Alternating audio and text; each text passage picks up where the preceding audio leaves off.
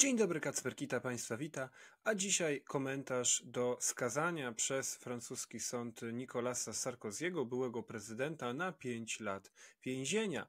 Jest to absolutny precedens w świecie zachodnim po II wojnie światowej, żeby były przywódca, była głowa państwa dużego kraju zachodniego, takiego jak Francja, został skazany na twardo na więzienie, do którego w ciągu najbliższych kilku miesięcy rzeczywiście trafi. A sprawę tę uznałem, że warto skomentować z jednej strony właśnie dlatego, że jest to pewien ważny precedens i wywołało to we Francji ogromną, czy ożywiło tak naprawdę trwającą już od lat debatę wokół relacji między sądownictwem a władzą wykonawczą i tym, na ile sądy są niezależnymi arbitrami, które mogą nawet w tak ostry sposób karać najwyższych polityków, a na ile w imię bycia arbitrami, wiadomo, gwarantami sprawiedliwości, wszyscy są równi wobec prawa, a z drugiej strony narracja bardzo silna w części środowisk, zwłaszcza na dużej, chociaż nie na całej francuskiej prawicy, o tym, że sądy są narzędziem politycznym lewicy po to, żeby mścić się na swoich przeciwnikach politycznych. Sama postać Sarkozy'ego także jest moim zdaniem na tyle ciekawa, że warto się nad nią na chwilę zatrzymać. No i wreszcie dotyka to kryzysu politycznego, pogłębia to jeszcze bardziej kryzys polityczny, w jakim znajduje się Francja. Zacznijmy od początku, czyli od samego wyroku. Warto tutaj zauważyć, że sąd zdecydował, że były prezydent Sarkozy pójdzie do więzienia jeszcze przed rozpatrzeniem apelacji, więc jest to taki sam tryb jak ten, który pół roku temu inny sąd zastosował wobec Marine Le Pen, na którą sąd nałożył karę wykluczenia z wyborów, pozbawienia biernego prawa wyborczego, 4 lat ograniczenia wolności, jeszcze przed rozpatrzeniem apelacji. Znaczy oczywiście ma prawo do apelacji, ale kara biegnie już w momencie, w którym ta apelacja, jeszcze zanim ta apelacja zostaje rozpatrzona, jeśli chodzi o to pozbawienie biernego prawa wyborczego, czyli to, co tak naprawdę ją jako polityk najbardziej dotyka. No a tu w przypadku Sarkozy'ego to idzie o tyle dalej, że no, sprawa, która jego dotyka, jest dużo poważniejsza niż ta Le Pen. Zarzuty są dużo poważniejsze, ponieważ Nicolas Sarkozy został uznany za winnego organizacji związku przestępczego, który miał na celu pozyskanie w sposób nielegalny dużych środków na kampanię prezydencką Sarkozy'ego od państwa libijskiego. Tak? Przed 2007 rokiem, kiedy Sarkozy był jeszcze ministrem i dopiero przygotowywał się do startu na prezydenta Francji, jego najbliżsi współpracownicy mieli za jego wiedzą negocjować z Muammarem Kaddafim i jego współpracownikami to, żeby Sarkozy dostał wielomilionowe wsparcie w swojej kampanii, żeby dzięki temu to on zastąpił Jacques'a Chiraca na stanowisku prezydenta Francji i żeby później mógł prowadzić politykę przychylną Kaddafiemu. Jest to w dodatku o tyle, jest tu dodatkowy ten smaczek, można by powiedzieć, chociaż sprawa niewątpliwie jest na swój sposób makabryczna, że rzeczywiście Sarkozy kilka miesięcy po tym, jak został prezydentem, przyjął Kaddafiego w Pałacu Elizejskim. Była to pierwsza wizyta Kaddafiego we Francji od ponad 30 lat.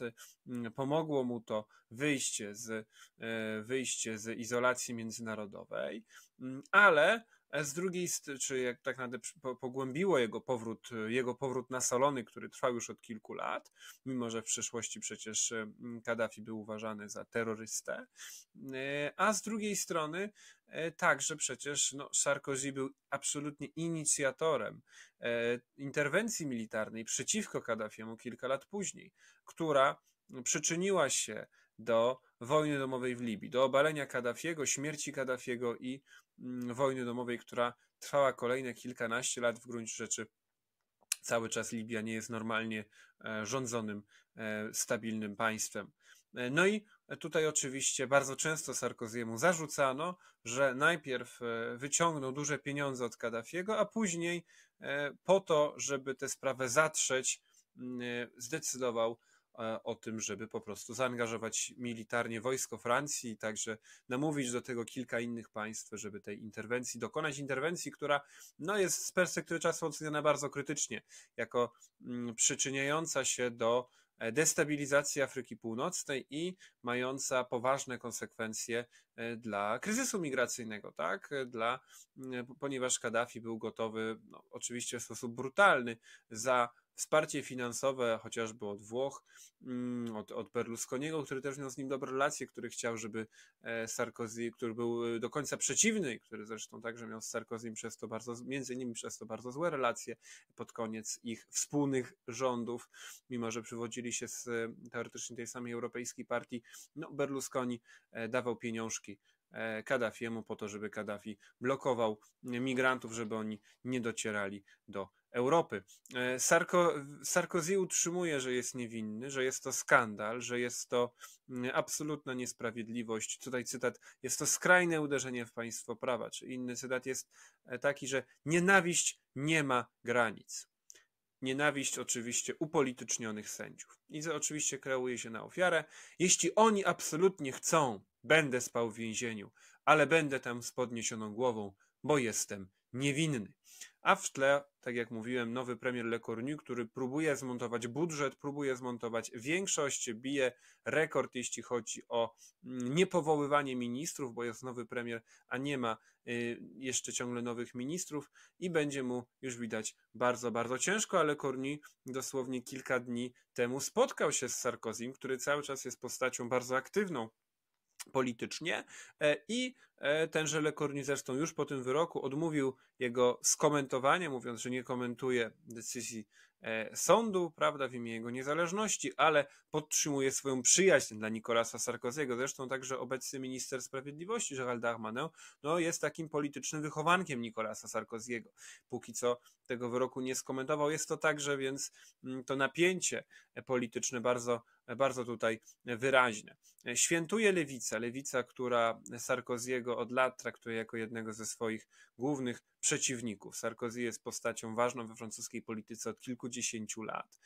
W bardziej ostrożny sposób wypowiadają się lepeniści i makroniści, no a obóz golistowski, czyli ten obóz czy postgolistowski, z którego wywodzi się Sarkozy, jest bardzo silnie oburzony. Także bliskie mu media i to także takie no właśnie mainstreamowe, tak? Na przykład tygodnik Le Figaro, dziennik Le Figaro, jeden z dwóch najważniejszych dzienników, który za kilka miesięcy będzie obchodził aż 200 lat od swojego powstania. No to tam czytamy i to nie pisze tego byle kto, tylko wiceszef redakcji Vincent Trémollet de Villers o ruinach demokracji i pijanych sędziach, którzy puszczają wolno przestępców kryminalnych, na przykład takich, którzy próbowali zlinczować policjanta i byli złapani na gorącym uczynku, a skazują polityków prawicy.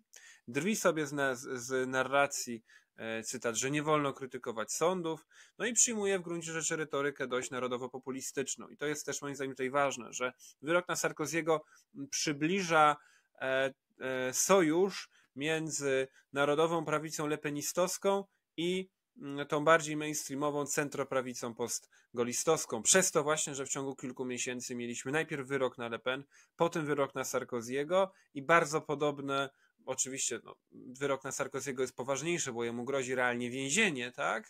Le Pen nie grozi realnie pójście do więzienia, natomiast grozi jej wykluczenie z polityki, co tak naprawdę dla niej jako ciągle aktywnej polityk, przywódczyni opozycji jest także rzeczą bardzo, bardzo poważną. Sarkozy już jest na politycznej emeryturze. Do tego wątku oczywiście później wrócę, a teraz obiecany cytat z Trémollet de Villers. Demokracja to rządy ludu. Lud ugina się dziś pod ciężarem długu, jest ofiarą piekła norm, ponosi skutki samobójczej polityki migracyjnej, znosi w ciałach swoim i swoich dzieci coraz bardziej barbarzyńską przestępczość. No i tutaj bardzo wyraźnie widać, tak? To dopominanie, że tutaj lud przeciwko sędziom, no to jeszcze kilka lat temu w mainstreamowym dzienniku nie byłoby tak ostrych słów, więc tutaj widać także radykalizację. Oczywiście są także w środowisku gaullistowskim tacy, którzy anonimowo oczywiście, bo nie wypada, mówią mediom, że Sarkozy to przeszłość i ostatecznie właśnie się go pozbywamy, tak? A większość obecnych posłów już nie pamięta czasów, kiedy Sarkozy był prezydentem, obecnych posłów tej partii.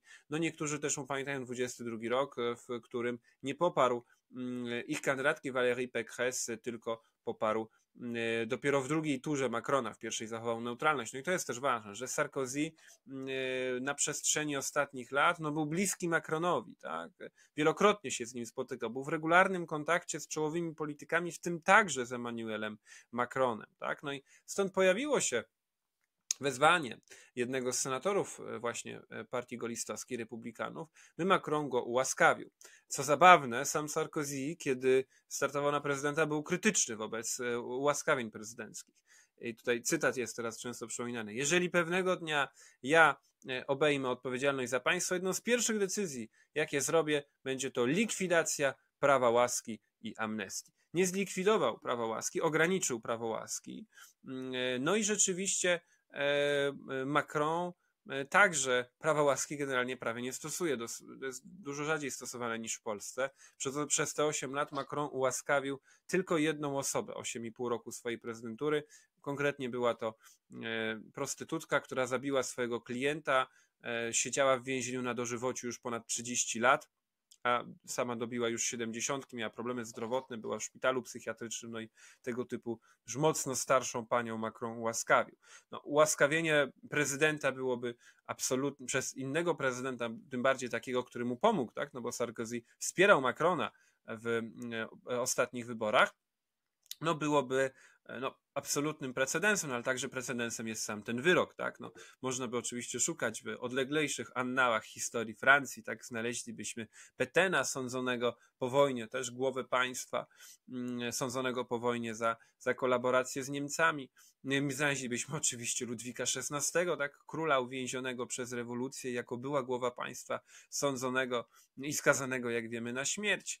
Znaleźlibyśmy we Włoszech, mieliśmy procesy kilku byłych premierów, chociaż Craxi uciekł przed więzieniem, Andreotti nie został skutecznie do więzienia wysłany, Berlusconi dostał prace społeczne ze względu na bardzo już zaawansowany wiek. Więc głowa państwa w dużym państwie, w dużym kraju zachodnim, tego jeszcze nie było i to naprawdę jest, jeśli chodzi o to, jak daleko mogą posunąć się sądy, ze względu na taką, do tej pory jednak niepisaną zasadę, że tak daleko się nie idzie, to jest bardzo, bardzo ciekawe. Tutaj może warto przejść do samej tej sprawy sądowej, tak?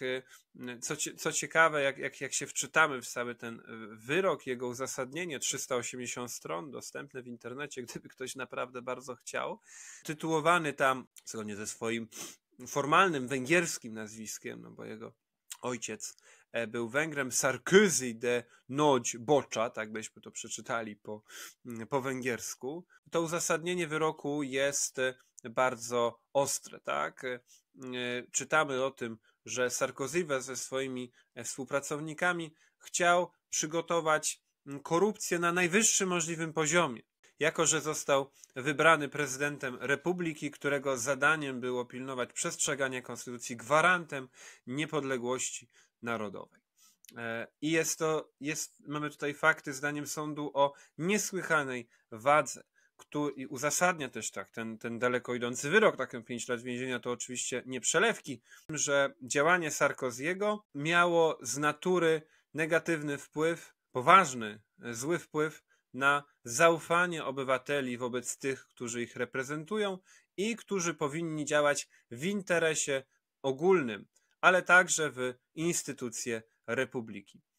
I te wszystkie elementy czynią niezbędnym ogłoszenie kary więzienia bez zawieszenia, jako że każda inna kara byłaby nieadekwatna. To jest cytat z sądu, także 100 000 euro kary jest proporcjonalne wobec powagi tych faktów. Także mamy zakaz pełnienia funkcji publicznych przez 5 lat, pozbawienie praw obywatelskich na 5 lat, no i także oczywiście wobec tego Sarkozy nie mógłby brać udziału w wyborach ani sprawować funkcji publicznych.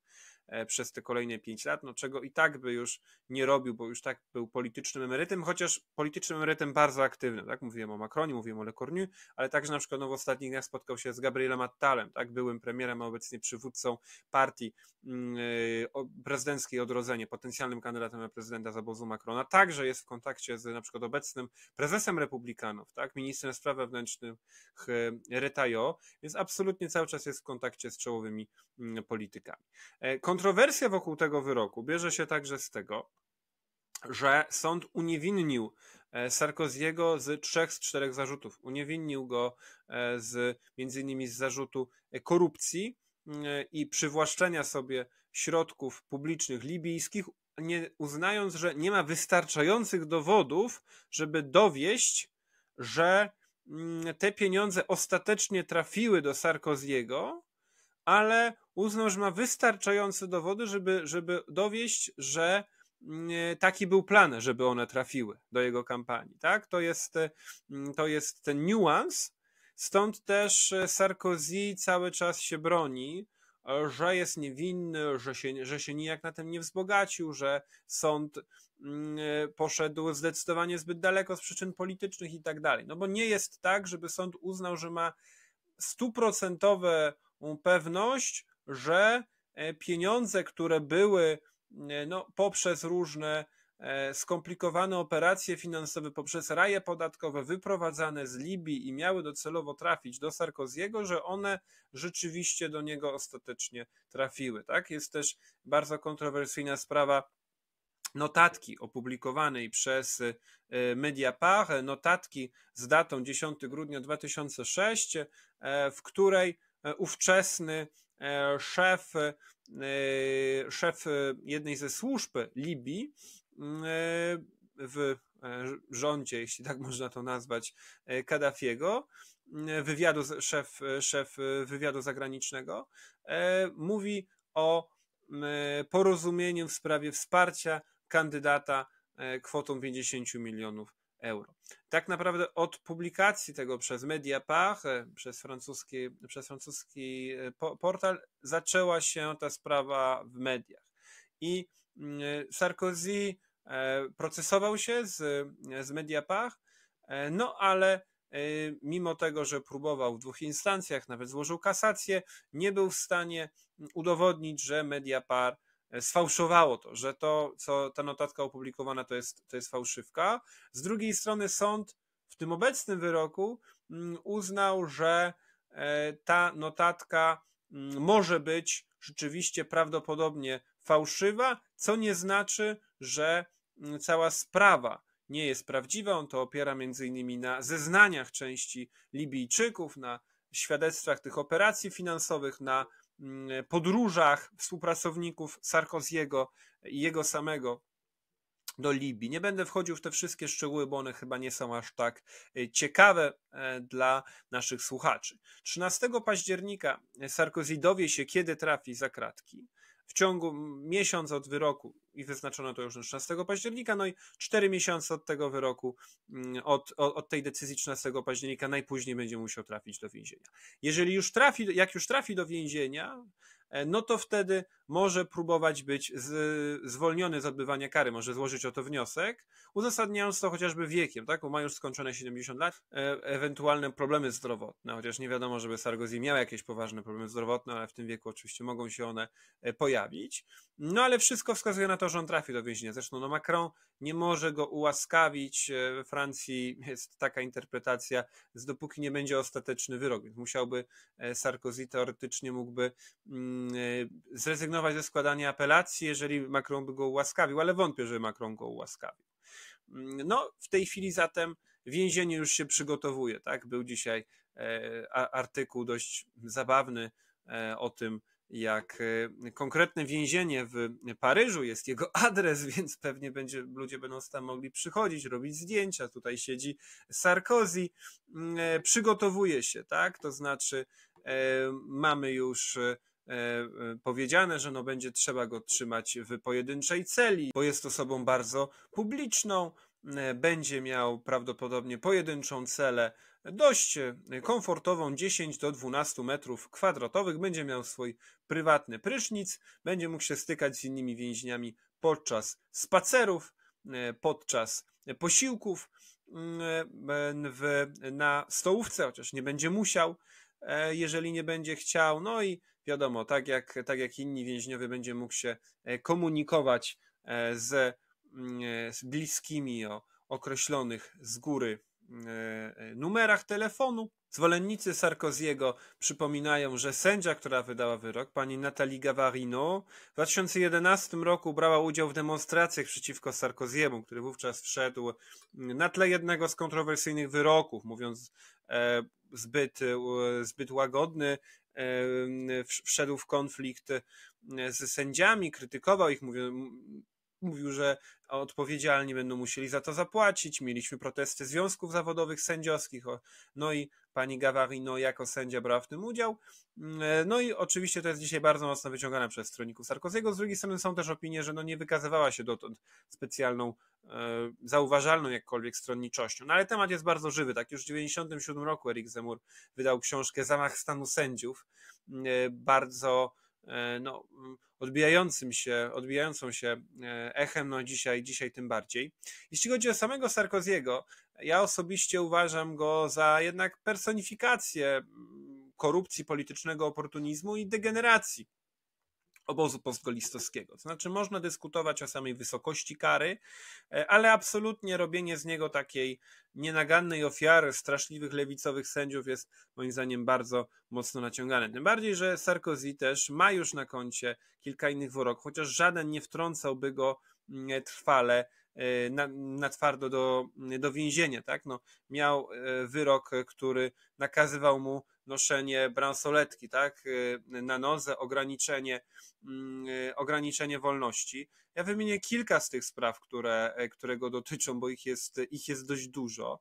Jeśli chodzi o to, za co został skazany, no to mamy wyrok w tak zwanej sprawie Big Malion i tutaj już wyrok i w pierwszej instancji, i w apelacji. Sarkozy złożył kasację, która będzie rozpatrzona w przyszłym miesiącu i chodzi generalnie w skrócie o to, żeby przy pomocy właśnie agencji Big Malion, która organizowała spotkania podczas jego kampanii w 2012 roku, żeby fałszować to, ile tych spotkań tak naprawdę było i żeby po prostu wyciągnąć dzięki temu więcej pieniędzy zwrotu z dofinansowania z pieniędzy publicznych. Tak? Mamy także skazanie Sarkoziego w aferze Azibert-Bismuth, w której Sarkozy był uznany winnym za to, że próbował dostać informacje od sędziego Sądu Kasacyjnego Gilberta Aziberta, tajnych informacji dotyczących innego procesu, który go dotyczył, i w zamian za to obiecał temu sędziemu, że zdobędzie dla niego prestiżowe stanowisko w Monako. Zostały podsłuchane rozmowy między Sarkozym a jego adwokatem. No i za to dostał 3 lata więzienia, w tym 1 rok na twardo ale nie tak jak teraz do więzienia, tylko pozbawienia, ograniczenia tak naprawdę po polsku, jeśmy powiedzieli, wolności pod bransoletką elektroniczną, którą właśnie przez kilka miesięcy tego roku nosił. Mamy także, tutaj nie mamy jeszcze ostatecznego wyroku, ale w sprawie łączącej się z tą Kaddafiego, mianowicie wywieranie wpływu na świadka i ukrywanie tego przed sądem, Ziada Taqieddina, czyli właśnie tego pośrednika między otoczeniem Sarkoziego a otoczeniem Kaddafiego, który miał brać udział w pozyskaniu tych pieniędzy na rzecz ówczesnego ministra, późniejszego prezydenta. Jeśli chodzi o samą karierę Sarkoziego, ja bym przypomniał, że on Pisałem o tym szerzej w tekście po jednym z poprzednich wyroków. Sarkozy to jest polityk, który został prezydentem dlatego, że jako minister spraw wewnętrznych grał takiego szeryfa, przede wszystkim jeśli chodzi oczywiście o islam i imigrację, kiedy był ministrem spraw wewnętrznych u Chiraca. Pozwolę sobie zacytować, jak ostra była jego retoryka nie tylko w tej sprawie, tak.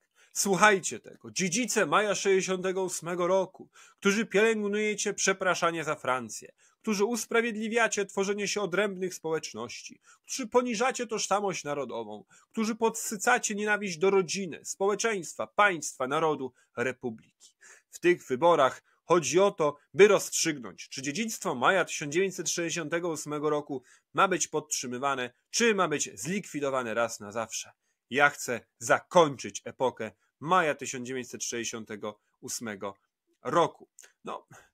Oczywiście w kampanii taka twarda retoryka mogła się podobać. Sarkozy w 2007 roku, kiedy pierwszy raz startował na prezydenta, tak naprawdę była to jedyna sytuacja, w której on był w stanie zabrać poparcie Jeana-Marie Le Pena, które pisałem o tym oczywiście szerzej w swojej książce na temat rodziny Le Penów, tutaj obecnej cały czas, jeżeli kogoś by to interesowało, saga rodu Le Penów.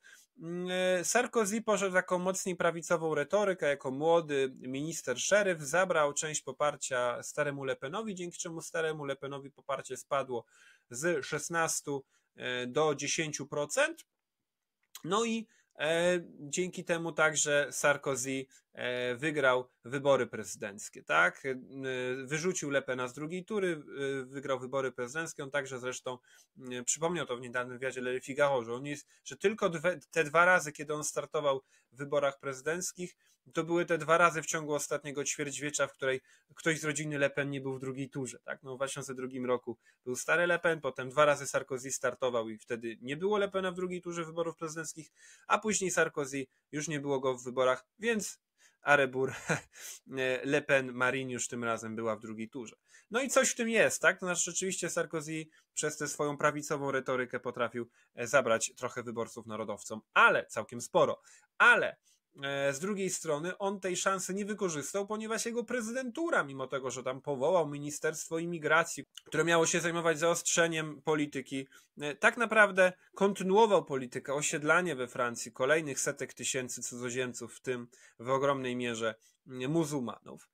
Co więcej, ta zdrada jest mu ciągle wyciągana. Przeprowadził traktat lizboński. Najpierw w 2005 roku Francuzi zagłosowali przeciwko tak zwanemu traktatowi konstytucyjnemu dla Europy. Jak pamiętamy, dzięki temu, że Francuzi i Holendrzy zagłosowali przeciw, to ten traktat nie wszedł w życie. Mimo to Sarkozy był oczywiście za tym traktatem, za oddawaniem kolejnych kompetencji na poziom unijny, a później jako prezydent bardzo podobny traktat lizboński przeprowadził już bez referendum, po prostu przeprowadził go przez parlament, tak? Mając w nim większość. Mimo że był wybrany jako właśnie głos suwerennej Francji, jako odwołujący się do głosów narodowców, prawicy i tak dalej. No i przez to był przez wielu uważany za zdrajcę. On także zresztą wprowadził do konstytucji Francji zapis o członkostwie w Unii Europejskiej, tak? Czego wcześniej nie było. On to wprowadził do konstytucji. No i później, jak w 2012 roku znów próbował grać chojraka prawaka, no to już Marine Le Pen go w drugiej turze nie poparła przeciwko François Hollande'owi. I tutaj Sarkozy miał to jej za złe, prawda, że zachowała neutralność w tej sprawie, no ale Le Pen powiedziała, że Sarkozy czy socjalista to jest, prawda, dwie strony tej samej monety, takie samo zło, Sarkozy zdradził i tak dalej. I rzeczywiście Hollande minimalnie wygrał wybory, co Sarkozy jej zarzucał, ale z drugiej strony to była najmniejsza różnica między Sarkozym a Hollandem w wyborach prezydenckich we Francji i to można by równie dobrze w ostatnich kilku dekadach i to można by równie dobrze wytłumaczyć i to jest moim zdaniem też jakby na swój sposób zabawne i oczywiście jednocześnie prawdziwe, tak? Bo różne niewielkie grupy wyborców mogłyby zdecydować. Tutaj wyborcy Le Pen z jednej strony, z drugiej strony, bo ona zajęła 3. miejsce w wyborach i nie poparła nikogo, a z drugiej strony mieliśmy muzułmanów, tak? Którzy Tak, także matematycznie patrząc, można policzyć, że o ile tylko było ich więcej niż 4,5%, a raczej było ich więcej niż 4,5% wśród głosujących w drugiej turze, to ich głos, który w ogromnej większości poszedł, jak wiemy z exit poli, na Hollande'a, no to po prostu on zdecydował, tak? Sarkozy, więc to jest pewna taka, powiedziałbym, kara, to znaczy Sarkozy nie zatrzymał islamizacji Francji, nie zatrzymał ściągania imigrantów, a później to się na nim zemściło, bo oni i tak oczywiście z dwojga woleli polityka lewicy, a nie jego. Po drodze wypada także odnotować inne rzeczy, za które Sarkozy był i jest i będzie pamiętany, czyli no, zaczął tak naprawdę od pokazania się od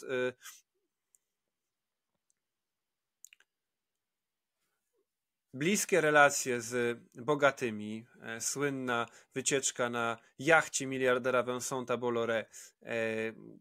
Nazywany był Sarkozy prezydentem Bling Bling. Vincent Bolloré, no, obecnie właściciel Canal Plus, jeden z najbogatszych Francuzów, bardzo zaangażowany dzisiaj medialnie, ale nie tylko. On zrobił pieniądze w dużej mierze czy tak naprawdę odbudował rodzinny biznes w dużej mierze na Afryce, na kontaktach z tamtejszymi rządami. No i Bolloré był bardzo blisko Sarkoziego, dzisiaj już jest jeszcze dalej na prawo tak naprawdę, też dlatego, że scena polityczna się przesunęła. Sarkozy, który no także podwyższył wiek emerytalny z 60 do 62 lat. Słynne wal się biedny idioto do człowieka na ulicy, który nie chciał mu podać ręki, zwłaszcza to biedny było mu przypominane, albo nagrane jak przed spotkaniem z Francuzami, podawaniem im ręki, schował zegarek warty 65 000 franków szwajcarskich, no, żeby mu ktoś nie zabrał, prawda? Burzliwy rozwód z żoną, która była jego żoną, kiedy, zresztą już drugą ogólnie, ale pierwszą, kiedy zostawał prezydentem, a później małżeństwo z modelką Carlą Bruni. Zresztą do dziś Carla Bruni jest jego żoną. Po wyroku wyszła razem z nim i symbolicznie zerwała kładkę na mikrofon Mediapart, tego portalu, który opublikował artykuł o tej notatce dotyczącej pieniędzy z Libii. Wreszcie także oczywiście podwyższeniu wieku emerytalnego z 60 do 62 lat.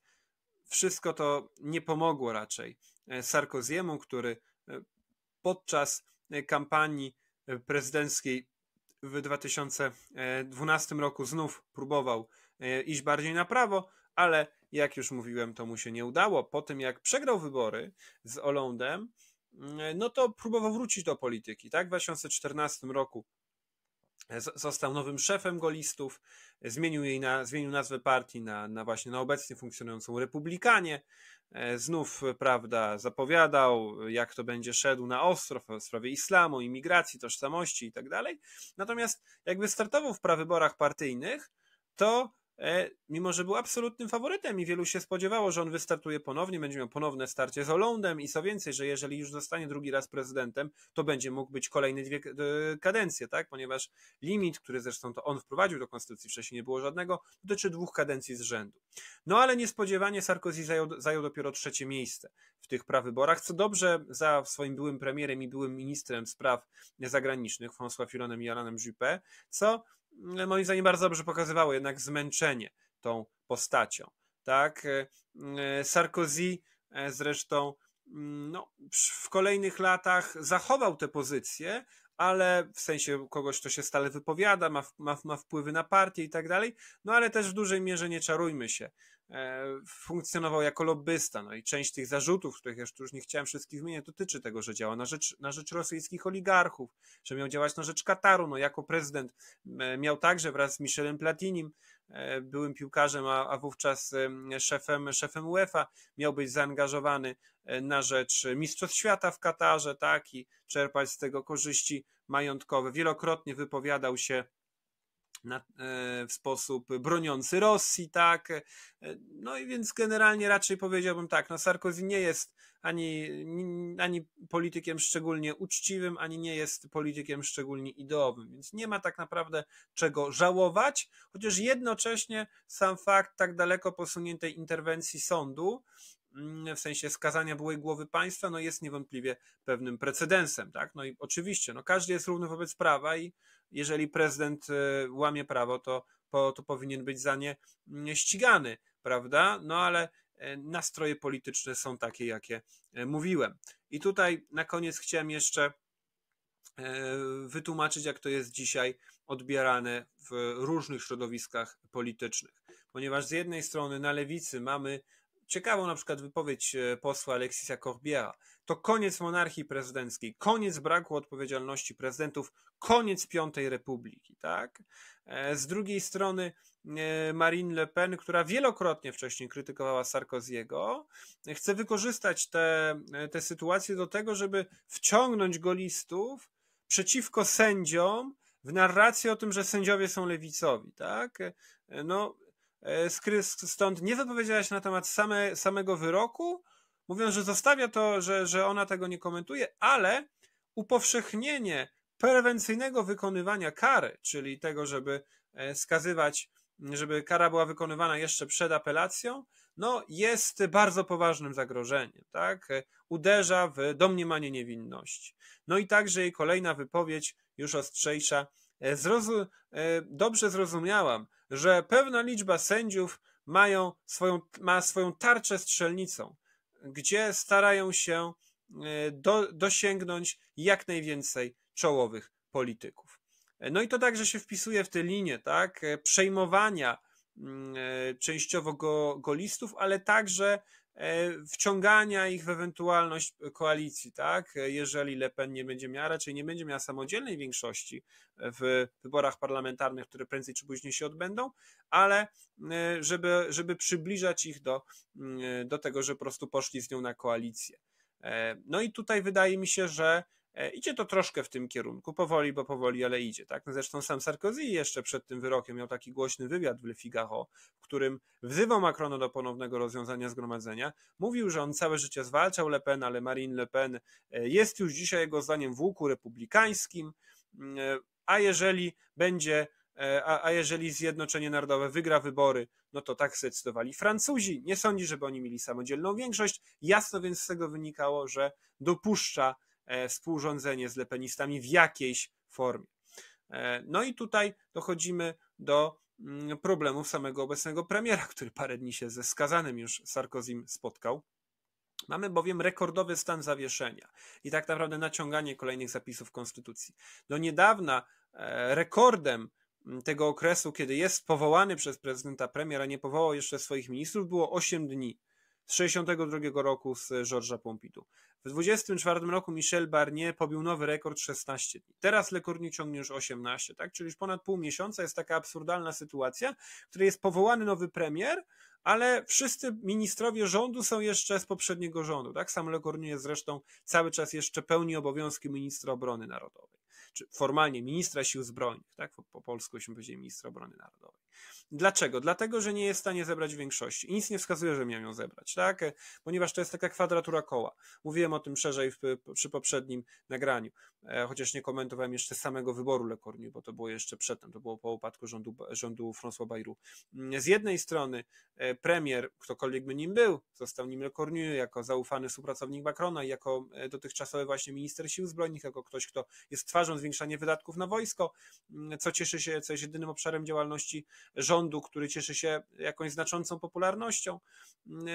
No i tutaj Le Cornu z jednej strony, żeby przyjąć jakiś budżet w tym parlamencie, musiałby się albo dogadać z socjalistami, albo z narodowcami. Socjaliści żądają od niego, no jak to socjaliści, tego, żeby nie ciął wydatków socjalnych, żeby cofnął albo przynajmniej zawiesił reformę emerytalną i żeby zwiększył opodatkowanie najbogatszych.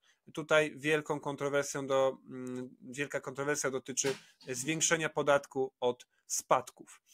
Nie będę wchodził w szczegóły, bo to nie jest aż takie ważne z punktu widzenia Polaka. Chodzi o sam obszar tej rywalizacji. Z drugiej strony goliści, którzy są częścią koalicji rządzącej, wykluczają swoje poparcie dla tego typu zbyt daleko idących, jeśli chodzi o politykę socjalną, zabiegów. Przeciwnie, oni mówią, że chcą zmniejszania wydatków publicznych, no i tego oczywiście także chcą pracodawcy, tak?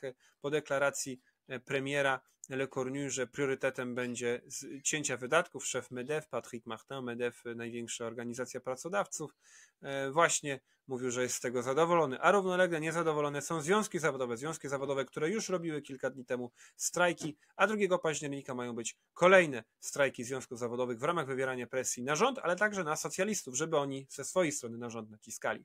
No i pierwszy sekretarz Partii Socjalistycznej Olivier Faure mówił po kolejnych wypowiedziach Le Cornu, który wykluczył chociażby poparcie tak zwanego podatku Zuckmana w ramach tego podwyższania podatku najbogatszym, że na dzisiaj byśmy zagłosowali za obaleniem rządu. Jednocześnie nie wydaje się także, żeby Le Cornu był gotowy pójść zbyt daleko, jeśli chodzi o realizację żądań lepenistów, jeśli chodzi chociażby o zmniejszenie wydatków na imigrację, na przykład odmówił całkowitej likwidacji programu darmowej opieki zdrowotnej dla nielegalnych imigrantów.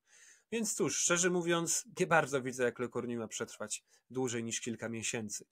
No i tak jak mówił prezydent Sarkozy, zanim jeszcze został skazany, jedynym wyjściem będzie ponowne rozwiązanie Zgromadzenia Narodowego przez Emmanuela Macrona i będzie to nieuniknione w ciągu najbliższych tygodni. Tak mówił Sarkozy. Macron oczywiście może w nieskończoność powoływać nowych premierów co kilka miesięcy. Nikt mu nie jest w stanie tego zabronić. Na dziś to wszystko. Kacper Kita. Do usłyszenia.